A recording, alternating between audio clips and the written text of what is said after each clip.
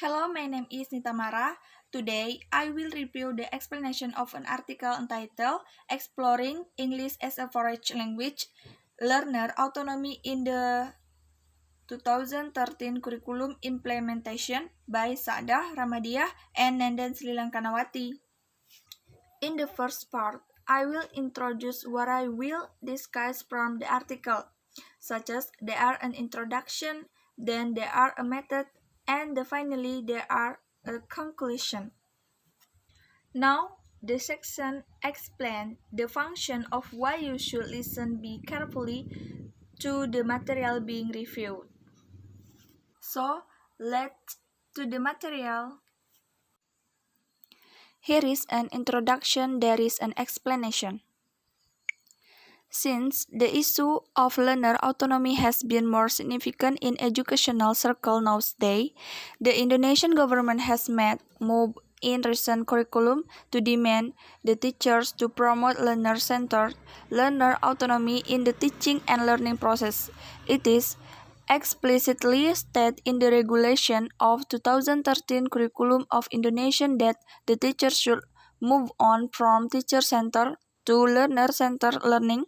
However, it cannot be denied that learner autonomy still poses a challenge to be implemented in Indonesia because of some issues. Learner autonomy may work very well in Western context but not in Indonesian context because of the standard norm in the Indonesian culture in learning, such as the principle of total obedience, then the unquestioning mind. Moreover, the concept of elders know all, and then the belief that teacher can do no wrong, the statement from Darjo Wijojo 2001. Another reason is, unlike in Western contexts, Indonesian educational setting mostly has big classroom which involve more than 25 students in a classroom. Moreover, some teachers feel that it is hard to trigger some students to take part and initiate on their own learning during the teaching and learning process. It is due to the attitude of self-directed learning that does not normally happen in most schools in Indonesia. In addition to that, most students in Indonesia haven't raised in a condition of being recipient in learning. They also mostly rely on teacher for what to learn and how to learn. As the result, the student frequently cannot see their need in studying English, and many of them tend to be less eager and enthusiastic to take to the change in learning English from the statement Padma Dewi 2016. Then, those issues seem to be the reason that learner autonomy is rarely implemented in Indonesian classroom. However, the teacher have no choice to neglect the demand made in the 2013 curriculum implementation that suggests them to promote learner autonomy in their classroom. Little, 1999, explained the basis of learner autonomy as the acceptance of responsibility for one's own learning. The development of learner autonomy depends on the exercise of that responsibility in a never-ending effort to understand what one is learning, why one is learning, how one is learning, and with what degree of success. In other words, Holek 1981, as cited in Cotterell 2000, confirmed that learner autonomy deals with the responsibility for determining the purpose, content, rhythm, and method of their learning, monitoring its progress, and evaluating its outcomes. Then learner autonomy refers to the ability of the learner to take charge of one's own learning by making himself capable of making his own decision in determining the learning objective, defining the contents and his progress, selecting methods and technique, monitoring the procedure of acquisition, and evaluating what has been acquired from the statement Langkanawati 2017. Some previous resources in Indonesian: Agustina 2017, GA 2000, Meisani and Rembet 2017 have found that the teachers had positive perspective toward learner autonomy. The finding revealed that the teachers believe and suggest that preferring activities that promote language learner autonomy are essential for English learning, and the teacher got important role in promoting learner autonomy to the student. It means most of English teachers in Indonesia have got willingness to promote learner autonomy in the teaching and learning process.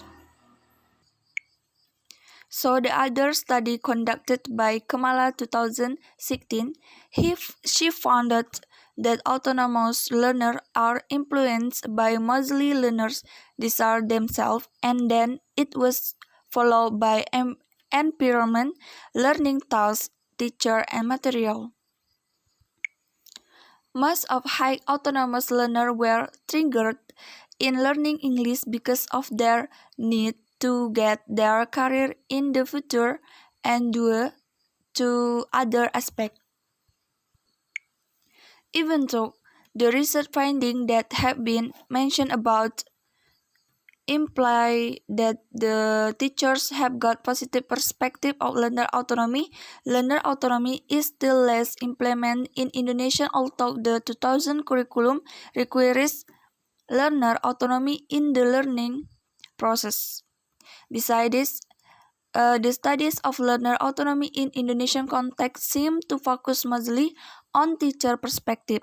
As the result, learners' perspective of learners' autonomy in the Indonesian context is still left less noticed. Meanwhile, Harmer 2007 said that when encouraging students to be autonomous learners, both teachers and students should treat learner autonomy in the same way. So that is why both perspective of teacher and student should be recognized. Therefore, to fill this gap, the present study explored English as a foreign language learners' autonomy in the 2013 curriculum implementation by investigating both teachers and student perspective of learner autonomy in one study, and how teachers attempt to promote learner autonomy in the 2013 curriculum implementation. In the following explanation is the method. This study employed a qualitative research, specifically using a case study research designed to answer the statement of the problem above mentioned. A case study is the strategy to answer how or why research questions which focus on a contemporary phenomenon within some real-life context. The statement from in 2009. This research attempted to obtain in-depth information about English as a foreign language learner autonomy in the 2013 curriculum implementation, which particularly investigate how the teacher and the student perceive learner autonomy and how the teacher attempt to promote learners' autonomy in her classroom. The case being investigated in his study was English as a foreign language learner autonomy in the 2013 curriculum implementation. So, in obtaining the data for exploring English as a foreign language learner autonomy in the 2013 curriculum implementation, this study was conducted by using some instrument: classroom observation, interview, and questionnaire. Classroom observation was conducted to gain specific information about how teachers attempt to promote learner autonomy in learning English as a foreign language in the 2013 2013 curriculum implementation. The other research instrument for collecting the data was done by using a semi-structured interview. It was conducted to obtain more information about the teacher's perception of learner autonomy and how the teacher promoted it in the classroom.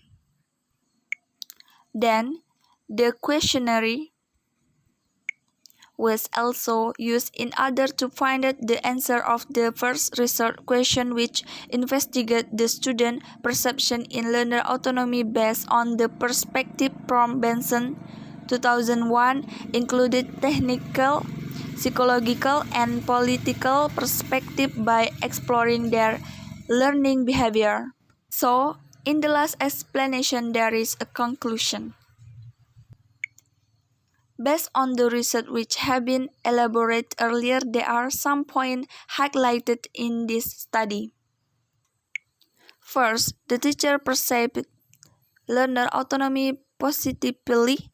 She knew that learner autonomy is helpful for English as a foreign language learning. However, the teacher's positive perspective about learner autonomy were not enough to sustain the implementation of learner autonomy in practice. Otherwise, the teacher was not sure about its feasibility, which means she had less confidence to give the students opportunity to take control in their learning. Even though the teacher felt good to let learners make decisions in their own learning, which included deciding learning goals, material, and learning activities. The teacher thought that learners tended to choose learning material and learning activities which were fun for them only, so that she felt that it could be meaningful for the learning process. It showed a lack of consistency between her belief and her practices. The teacher had conflicting beliefs about whether to follow the entire curriculum or not. It can be said that she perceived autonomy reflected a misconception that learner autonomy would lead to a reduction of her work in achieving curriculum goals. She also didn't have a complete understanding of the definition of learner autonomy itself. That is why it gave effect to her teaching practice in promoting learner autonomy in the classroom. Second, the teacher has tried to promote learner autonomy even if there were still some components that need to be improved in order to help the teacher in developing learner autonomy implementation in the classroom.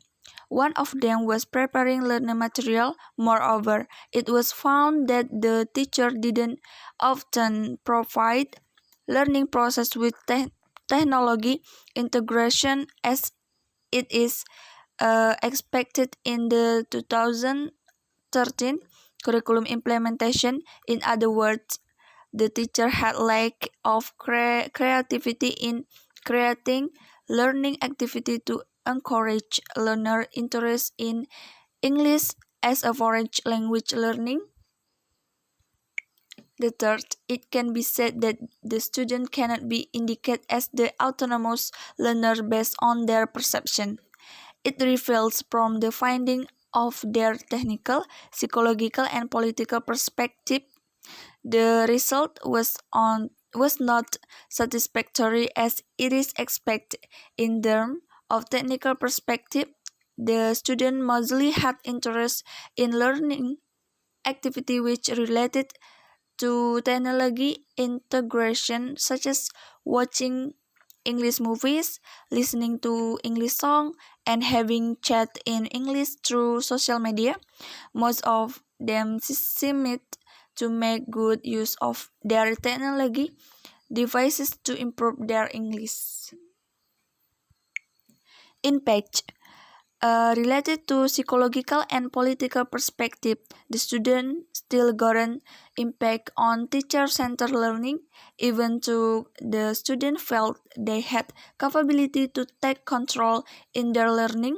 They still gave the responsibility to their teacher. They perceived that psychological they could take responsibility in their learning. In other words, politically, they perceived they still didn't have freedom to take responsibility in controlling their own learning. It might be caused by the social cultural aspect in the Indonesian context which hold the teacher-centered learning. So I think that's all for me. Thank you for watching.